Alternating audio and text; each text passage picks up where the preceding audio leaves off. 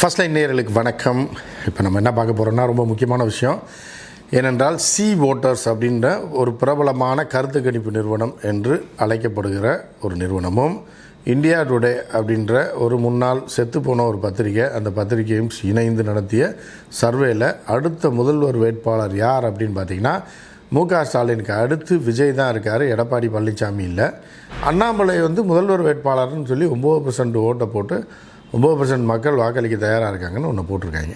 So இந்த survey பற்றி தான் நம்ம டீட்டெயிலாக பார்க்க போகிறோம். சி ஓட்டர்னா யார், இந்தியா டுடேனா என்ன, இந்தியா டுடே என்னென்ன வேலை பண்ணிக்கிட்டு இருக்குது இவ்வளோ நாள், என்ன இந்த செட்டப் செல்லப்பா வேலையை யார் பண்ணது அப்படின்ற மாதிரியான இந்த சர்வேயை பற்றிய உள்குத்து என்ன அப்படின்றத நீங்கள் தெளிவாக புரிஞ்சுக்கணும். அதற்காகத்தான் நான் விளக்கமாக இதை சொல்கிறேன்.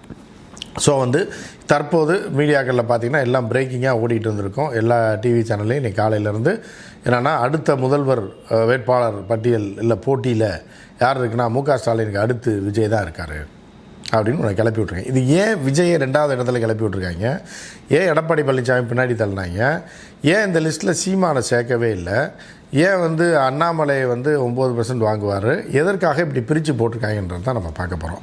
இதில் என்ன ரிசல்ட்டு சொல்லியிருக்காங்க அப்படின்னு பார்த்தீங்க அப்படின்னா 28% மக்கள் யாருன்னா மு.க. ஸ்டாலின் தான் அடுத்த முதல்வர்னு சொல்லிட்டாங்களாம். முடிஞ்சு போச்சு. அப்போ பொத்திட்டு போக வேண்டியதானே, முதல்வர் அவர் தானே. அதுக்கப்புறம் 2வது இடத்துல யார் இருக்கானா விஜய் இருக்கானா. 18% பேர் 100 பேர்கிட்ட கேட்கும்போது இவங்க சர்வே எடுத்தாங்களாம். யார் சி ஓட்டர் இந்தியா டுடேவும் தமிழ்நாட்டில் அப்படியே வேற அலசி கிராமங்கள் அது இதெல்லாம் போய் மக்கள்கிட்ட எடுக்கும்போது என்ன ஆகுது அப்படின்னா 28 பேர் மு.க. ஸ்டாலின்றாங்களாம், 18 பேர் விஜய்ன்றாங்களாம். அதுக்கப்புறம் பார்த்திங்கன்னா 10 பேர் எடப்பாடி பழனிசாமின்றாங்களாம். அதுக்கப்புறம் 9 பேர் அண்ணாமலைன்றாங்களாம். அப்போ இது எதற்காக இந்த செட்டப் செல்லப்பா வேலையை பார்த்துருக்காங்க அப்படின்றத நம்ம முதல்ல பார்க்கணும். இப்போ இந்தியா டுடே அப்படின்றது ஒரு 50 வயசு 60 வயசில் இருக்கவங்க, ஒரு 70 வயசில் இருக்கவங்களுக்கு நல்லா தெரியும். இந்தியா டுடே இந்தியாவின் புகழ்பெற்ற ஒரு மேகசினாக இருந்தது. அதோட பிரிண்டிங் குவாலிட்டியும் சரி, அரசியல் அதை போடுற கட்டுரைகளும் சரி உலக புகழ் பெற்றது. இந்தியா லெவலில் டாப். இப்போ அமெரிக்கன் டைம் எப்படி உலக அளவில் ஒரு முன்னணி பத்திரிகையாக இருக்கும், நம்பகத்தன்மையாக இருக்கும், அதே மாதிரி இந்தியாவை எடுத்துட்டிங்கன்னா இந்தியா டுடேன்னு ஒரு காலத்தில் இருந்தது, ஒரு 30-40 வருஷத்துக்கு முன்னாடி. அப்படி இருந்து இந்தியா டுடே கழுது தேஞ்சு கட்டணும் இவ்வளோ பெரிய புக்காக வரும்.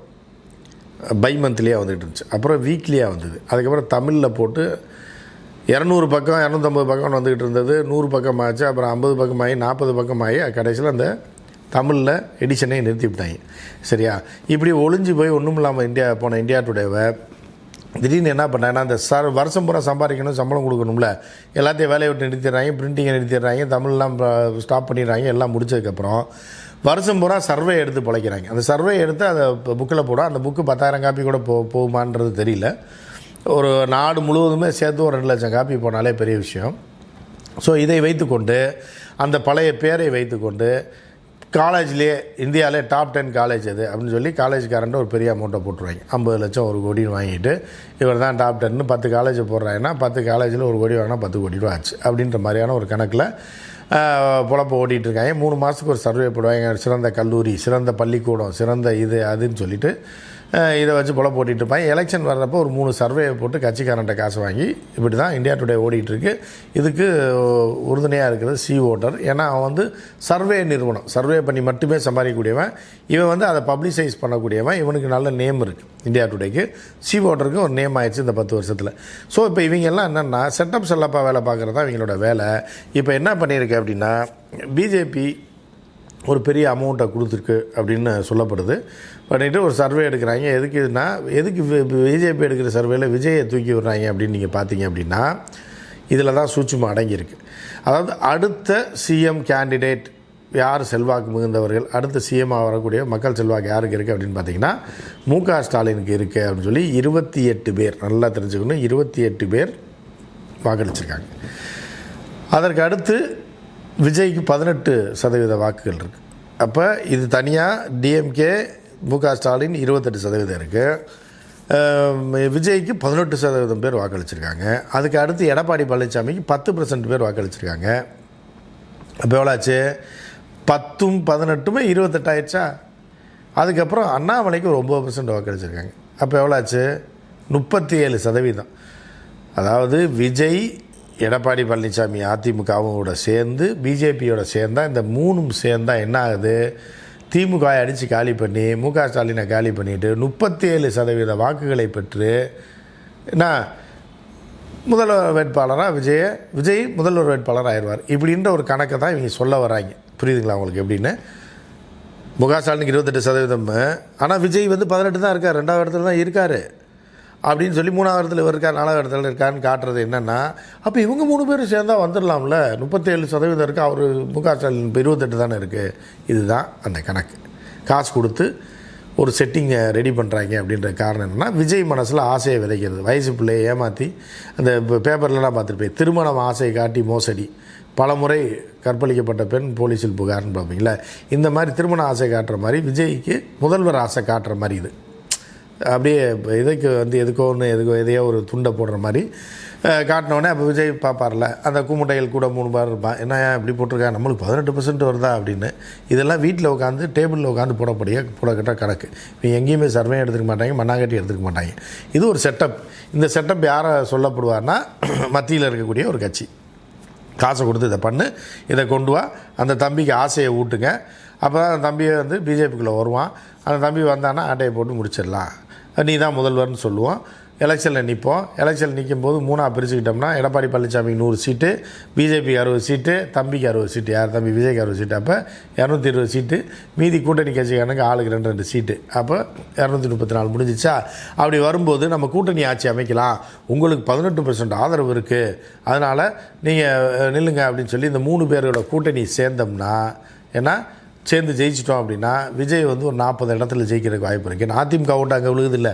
அப்புறம் அதிமுக ஒரு 40 இடத்துல ஜெயிக்கிறதுக்கு வாய்ப்பு இருக்குது. பிஜேபி ஒரு 20 இடத்துல. இது எல்லா ஓட்டும் சேர்ந்தா அப்போ கூட்டணி ஆட்சி அமையும் போது அந்த நேரத்தில் தம்பியை துரத்தி விட்டுடலாம்.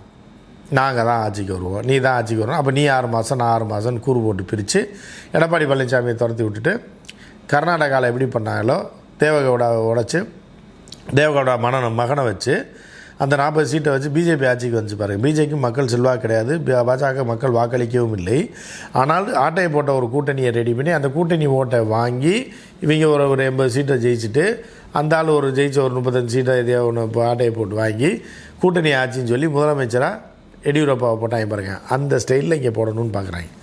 அப்போ தேர்தல் முடிந்து விட்டது என்றால் அப்போ திமுக இவங்க எல்லோரும் ஒன்று சேர்றாங்க, சீமான் முதற்கொண்டு எல்லோரும் ஒன்று சேர்றாங்க அப்படின்னா நிச்சயமாக இந்த ஓட்டெல்லாம் ஒன்று சேர்ந்தால் 30%க்கு மேலே வரும்போது அப்போ கூட்டணி ஆட்சி அமைக்கலான்னு சொல்லி விஜய் தான் முதலமைச்சர்னு சொல்லி கொண்டு வந்து எலெக்ஷன் முடிகிற வரைக்கும் கொண்டு வந்துட்டு ஜெயிச்சதுக்கப்புறம் அதெல்லாம் உன்னைய எப்படி போட முடியும்? நீ உனக்கு கொடுத்த 70 சீட்டில் நீ 65 சீட்டு ஜெயிப்பேன்னு பார்த்தா நீ 40 தான் ஜெயிச்சிருக்க, நாங்கள் 25 சீட்டு ஜெயிச்சிருக்கோம், நாங்கள் எங்கள் தயவு இல்லாமல் நீ முதலமைச்சர் ஆக முடியாது, வேணால் ஒன்று செய்யலாம், அக்ரிமெண்ட் போட்டுக்குவோம், நீ ஒரு வருஷம் எடப்பாடி பழனிசாமி ஒரு வருஷம் அண்ணாமலை ஒரு வருஷம்னு வேணால் பிரிச்சுக்குவோம், பாஜக ஒரு வருஷம் நம்ம பிரிச்சுக்கிட்டு என்ன பண்ணுவோம், நீ முதல்வரை பதவி ஏற்றுக்கணுன்னே முதல்வர் பதவி வருது அப்படின்னு எடுத்துக்குவாங்க.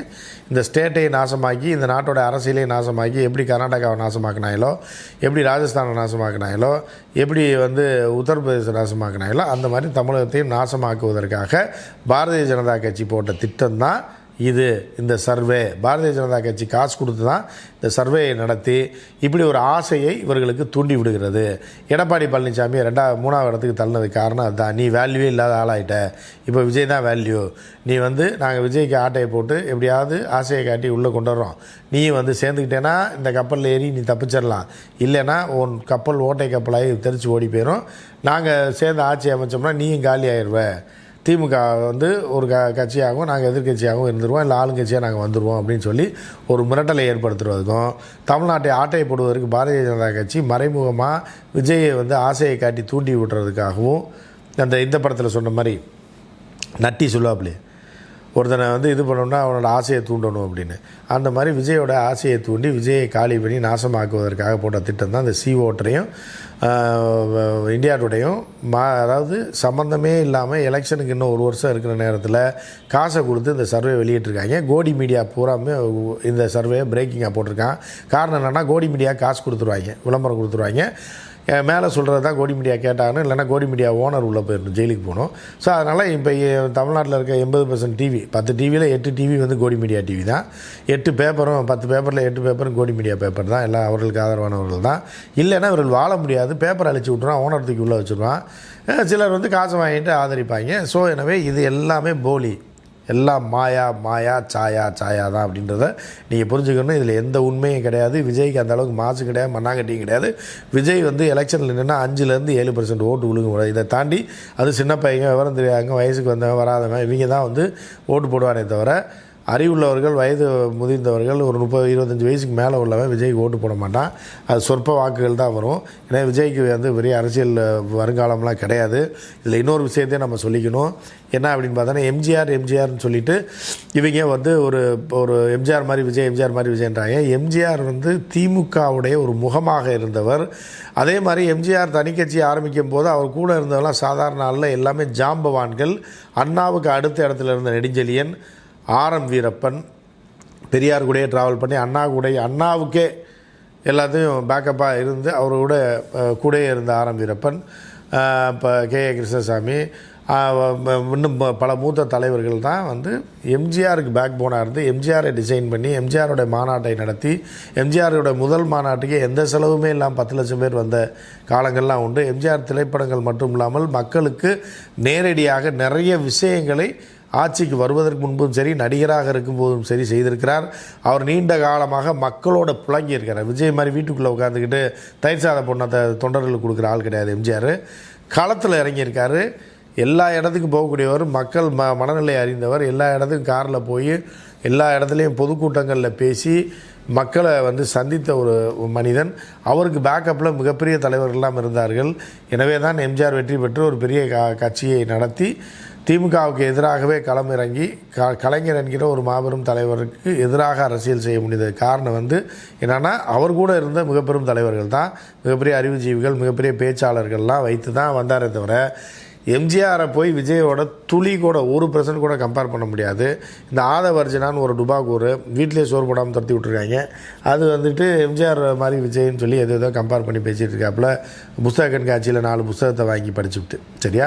ஸோ அது கூட அவர் படித்தாரா, இல்லை எவனா படிச்சுட்டு இந்த ஒரு படத்தில் கூட சொல்லுவாங்க, நீ நெத்தியில் பட்டை அடிச்சியா இல்லை விபூதி தட்டில் நெத்தியை வச்சு தேய்ச்சியான்ற மாதிரி, நீ படிச்சியா இல்லை படித்தவன் எவனா சொன்னதை கேட்டு வந்து பேசுறியான்ற மாதிரி தப்பும் தவறுமாக என்னத்தையோ காசு இருக்குன்றதுக்காக யூகோபாலன்ற பேரில் லூசுத்தனமாக சுற்றிட்டு இருக்காங்க.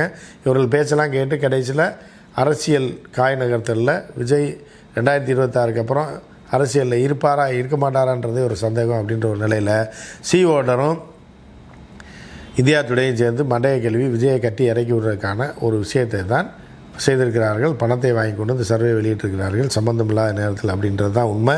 மற்றும் ஒரு நிகழ்ச்சியில் சந்திப்போம். நன்றி, வணக்கம்.